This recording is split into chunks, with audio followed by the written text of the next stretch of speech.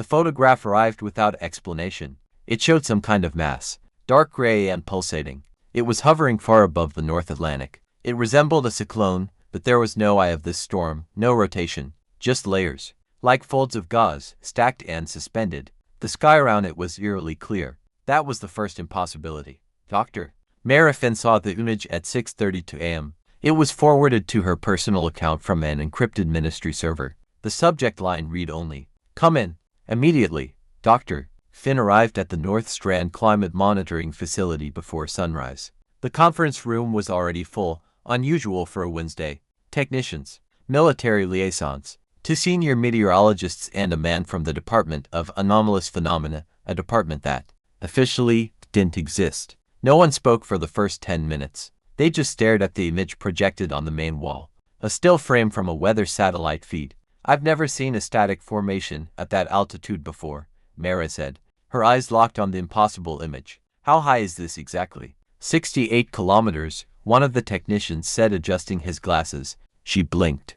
"Mesosphere. Correct. This doesn't make any sense," she murmured to herself, irritated by confusion. One of the meteorologists stood. "It's your job to make sense of it, Dr. Finn. When was it first reported?" She responded, ignoring the man's tone. "It's been there for 6 hours. It just showed up." The military liaison cleared his throat. "Spotted by a satellite over the Atlantic. Cross-checked by a second pass. We thought it might be weapon debris. It's not. Civil flights are already diverting. Maritime routes too." On the monitors, numbers scrolled, temperatures, wind speeds, strange depth readings. The mass wasn't moving. Winds tore at it hundreds of kilometers per hour, but it didn't rotate, didn't shear, just remained, impossibly still. "It's not a weather event," the meteorologist declared with a shaky voice and worry in his eyes. "Then what is it?" asked the liaison. No one had an answer. By noon, the world had seen it. Footage taken by a commercial pilot had gone viral. A band of dark mist stretching from horizon to horizon,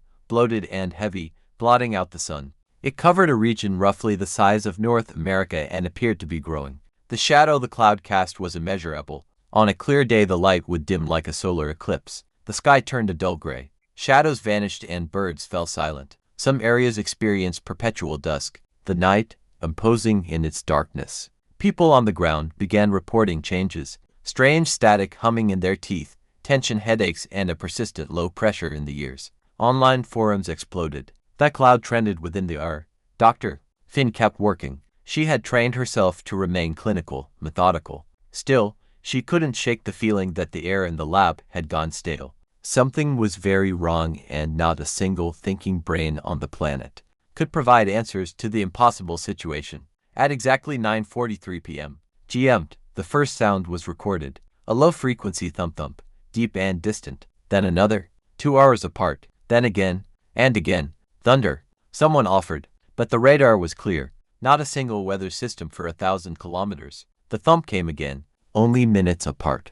Mara sat perfectly still, headset on, watching the sound wave roll across the monitor. It wasn't thunder. It wasn't seismic. It was airborne, high above our heads. "Jesus," whispered a young intern nearby. "It's coming from inside the cloud."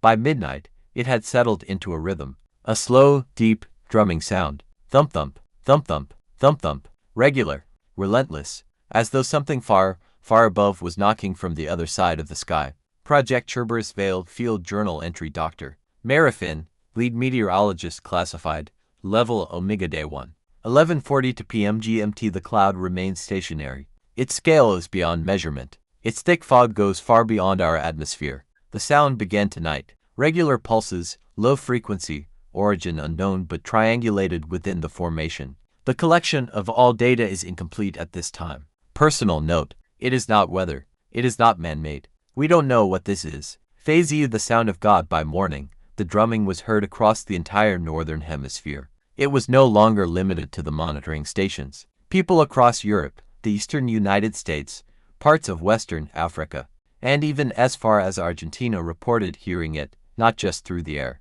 but through their bodies. In the base of the skull, the hollows of the chest, or behind the eyes. The sound was felt just as much as it was heard. Entire cities reported the vibrations. Hospitals began to fill, not from injury but from confusion. Migraines, tinnitus, bleeding noses. Some people began to lose their minds, tormented by a sound they couldn't escape. Others seemed unfazed by the strange phenomenon. A woman in Bordeaux began convulsing and screamed, "I hear it! I hear it! I hear it!" before falling unconscious. At 1:06 a.m., "GM'd, Doctor." Finn watched from the roof of the North Strand facility as the light changed again. Not dimmer, not quite. She struggled to name it. Shadows had lost their edges. Buildings looked slightly flattened. Colors were muted, like the world had been submerged in water. She raised her hand and stared at her palm. Vines like rivers on a map. Her skin was paler than before. The hairs on her arms stood up. The drumming continued. "Dr. Finn." The man from the Department of Anomalous Phenomena pushed through the steel door behind her. "My name is Jonas, Mum. I've been meaning to speak with you." He paused beside her, eyes turned upward to the dreadful cloud. It swallowed the entire skyline, hiding stars and moon alike. "Quite the view," he murmured. "What can I do for you, Jonas?" she asked, her tone clipped, unwilling to indulge small talk. "You know who I work for." She nodded once, offering him a cigarette from a near-empty pack. "No thanks, I quit. Fresh air for me," he laughed awkwardly as Dr. Finn lit her smoke. "They're relocating me," he said. "Opposite side of the world. A counterpart facility in the southern hemisphere. They want simultaneous readings, mirrored datasets. Honestly, it feels like I'm just being moved out of the blast zone." He paused for a moment. "If this thing is global, if it keeps growing, we need to know if it behaves the same way everywhere. Otherwise, we're flying blind." Finn steadied him, the shadows across his face blurred and trembling in the wrong light. "So you'll be chasing the other horizon?" "Something like that." He gave a thin smile, but his eyes stayed locked on the sky. "I'll send you everything I find. Maybe between the two of us, we'll make sense of it." Her gaze lingered on him a moment longer than she intended. Then she looked back to the cloud. "Maybe?" The drumming echoed, low, cavernous, endless. Thump, thump, thump, thump, thump, thump. Neither of them spoke after that. The emergency broadcast systems went live just after noon. News anchors read pre-written statements. No questions. No speculation. "Authorities are aware of the atmospheric anomaly currently positioned over the Atlantic. Remain indoors. Limit direct observation of the phenomenon. Further information will be provided when available." The feeds cut off after 90 seconds. Black screens revealed the concerned reactions of the population. Social media boiled over with conspiracy, prophecy, and fear.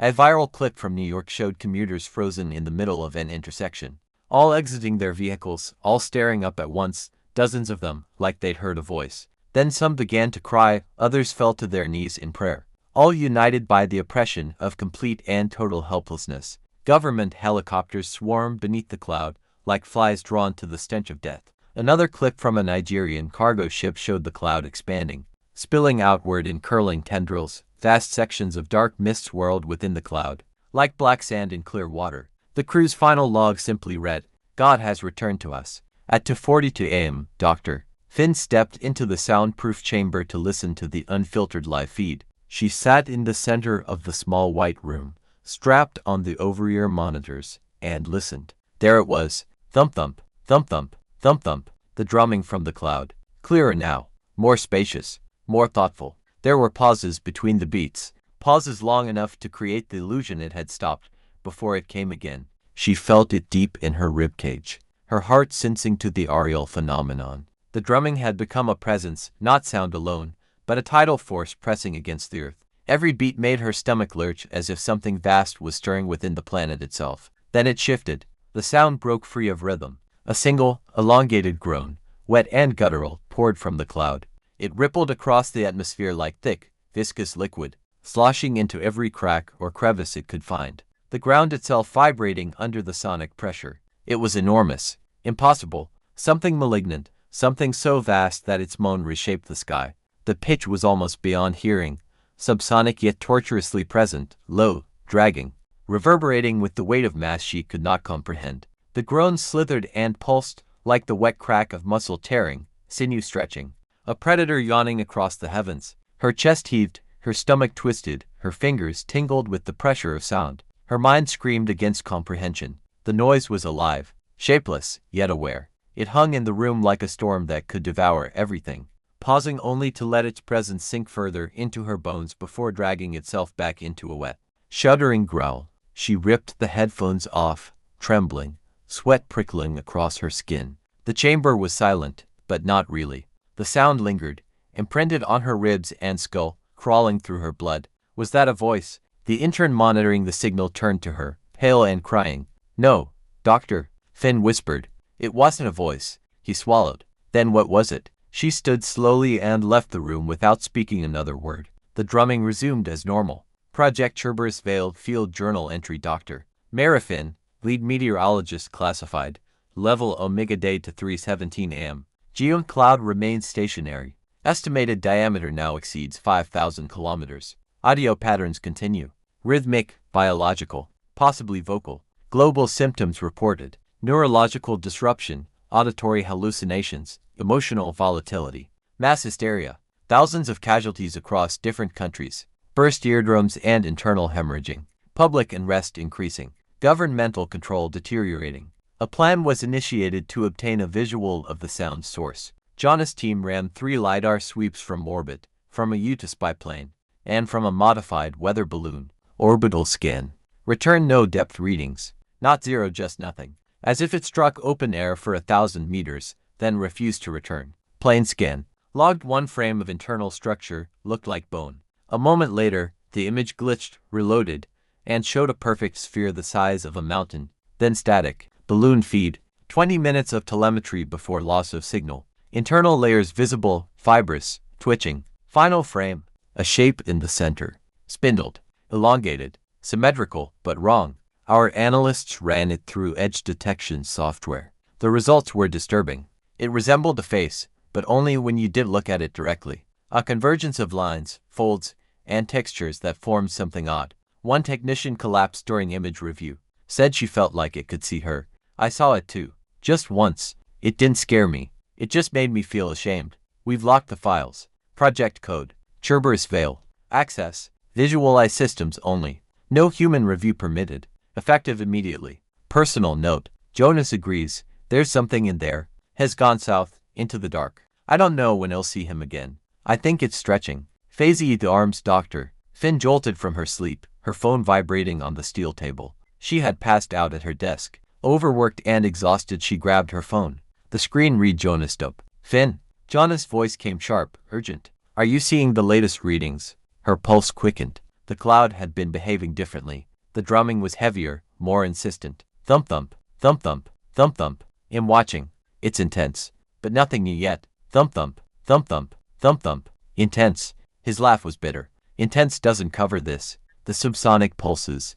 Every monitoring station on every continent. They're aligning. The underside of the cloud, it's splitting along a straight vertical seam. The satellites caught it just before it closed again. Doctor. Finn frowned. A seam? Thump thump, thump thump, thump thump. Like it's preparing to open, and I don't mean metaphorically. His voice dropped, urgent. There's a pattern in the pulses. Rhythms building. I don't know how else to say this. The drumming. It's a fucking heartbeat myriad, and it's getting faster. You need to be ready. Something is happening. Whatever you do, don't go outside. Whatever happens next, it's not just sound. It's alive. Thump thump, thump thump, thump thump. She felt it in her chest before she could reply. A vibration deep in bone and blood. The wet resonance of something enormous stirring.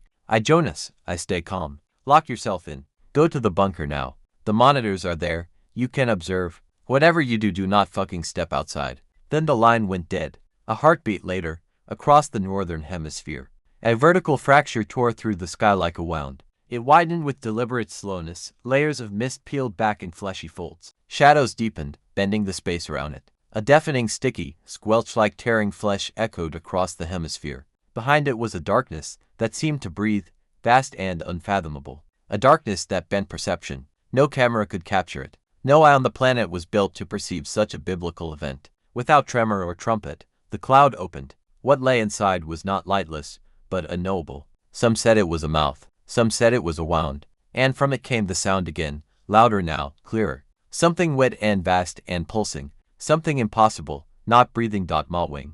Across the world, people looked up in unison. Some screamed. Some dropped to their knees. Others stood still and watched, transfixed, as the first of the arms descended. Long, tapering limbs like serpents, oily, black and glistening, emerging from the wound in the sky in slow spirals. Some were hundreds of miles long, others, thousands. They swam through the air like they were underwater, languid, elegant, hypnotic. Thousands of them. tens of thousands. They moved across the sky like a nest of worms poured through a funnel, coiling, searching. One by one, the arms reached down into the earth, slithering through cities, across oceans, over fields. It didn't take long for the first to be taken. A man in Tokyo screamed as an arm squirmed its way around him. His fingers dug into the strange meat as the grip around his waist tightened, pulling him skyward. His cries split the morning air. In a European city, a young couple ran through the streets hand in hand. The woman tripped, an arm twisted around her ankle. Her boyfriend tried to pull her free. The arm retracted, twisting her upward with such force that his hands tore away from hers. He fell on his back, begging only for the arm to return for him. In a Venezuelan village, a mother was snatched from her courtyard. Her young daughter clung desperately to her leg, screaming for her mother to come back down. Her tiny hands gripped her mother's ankle in desperation to save her, but the child's fingers could not hold. They were ripped upward hundreds of feet in a matter of seconds. Her mother's body ascended, twisting elegantly like a dancer in midair. But gravity did not forgive the child. She fell, limbs flailing, hair whipping across her face, colliding with the unforgiving earth. The sickening thump echoed across the village. Some were taken screaming. Others laughed, lifted, as if ascending into a dark ecstasy. Cultists, convinced of divine favor, threw themselves toward the putrid appendages, arms outstretched, their voices raised in hymns or chants of joy, begging for rapture. The arms took only a few of them with the same cold precision, pulling them upward as their ecstasy transformed into terror mid-flight. Across continents, people fought, clawed, resisted, but it was futile. Each arm performed the same ritual, one human at a time, spiraling upward toward the yawning darkness, then returning to the earth for its next selection. Cities became theaters of chaos. Streets emptied in seconds. Traffic snarled and stalled. Windows rattled under the roar of thousands being drawn skyward as humanity unleashed below. Parents clawed for their children. Children screamed for their parents. People tried to leap from balconies, bridges, and rooftops, only to be grabbed mid-fall. Their last moments a tangled dance of limbs and terror. In remote fields, farmers and herders watched as the arms swept across the horizon. Livestock scattered, terrified, the ground shaking under the thrumming resonance of the arms. One farmer caught a glimpse of his wife being lifted, screaming, crying his name. He tried to run. The arm retracted, and she was gone, leaving him kneeling in mud, screaming into the indifferent sky.